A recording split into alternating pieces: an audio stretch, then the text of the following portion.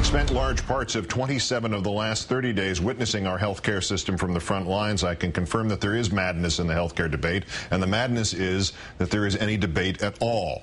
I have met no one from patients to administrators to families who thinks the current system works, let alone works well. No one who even believes that the incredible financial burdens and fears are not interrupting the actual ability of patients to get better.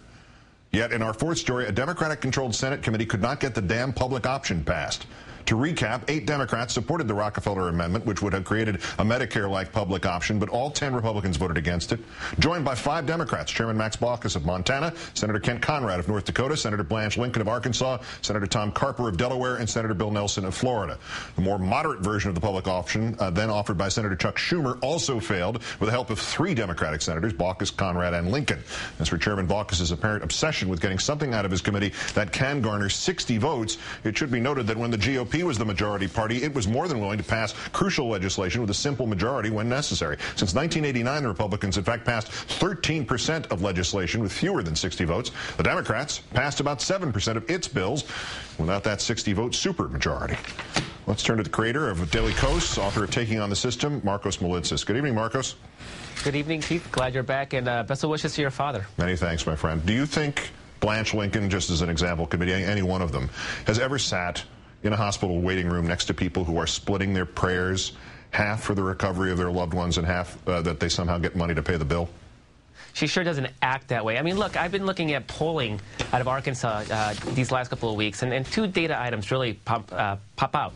One is that Lincoln is truly an endangered incumbent, probably the most endangered Senate Democrat in 2010. So she's in a lot of trouble.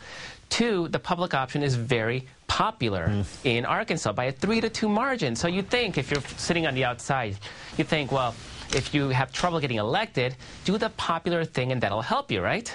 Well, Lincoln votes against the public option and against almost 60% of her constituents. It makes no sense. And, Keith, I don't know how you begin to explain something like that, because a lot of Democrats have a really hard time of not just doing the right thing, but doing the popular thing. What is the right popular thing? But I can't explain it. Well, is Arkansas the state where 3/4 of insurance is handled by one of the main insurers, and they essentially dictate who gets what money in politics and who gets what in terms of campaign contributions? Is she running to be elected by one of the insurance companies as opposed to the citizens of Arkansas? It's probably the only explanation that makes any sense, you know. But at the end of the day, you're running as a Republican. Real Republican voters in Arkansas, they're not going to vote for you. They're going to vote for the real ones, right? Yeah. And if independents and Democrats think that you're not with them, why should they bother voting? Turning to the other part of this equation right now, what is the president's strategy right now? Do you know?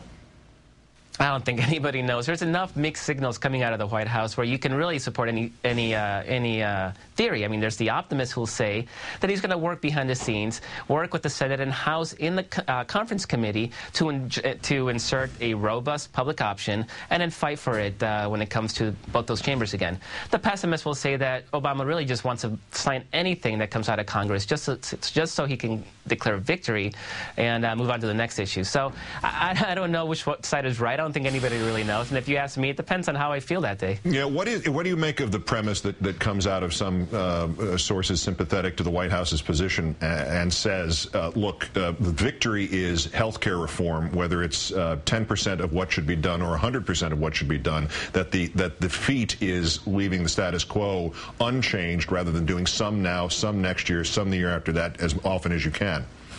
Yeah, I might have some sympathy for that line if sort of the bad case scenario wasn't so absolutely horrid. I mean, right now we're talking about the compromise position is that there's mandates, so people are forced to buy insurance, but they have to buy it from the crappy insurance companies that have created this problem to begin with.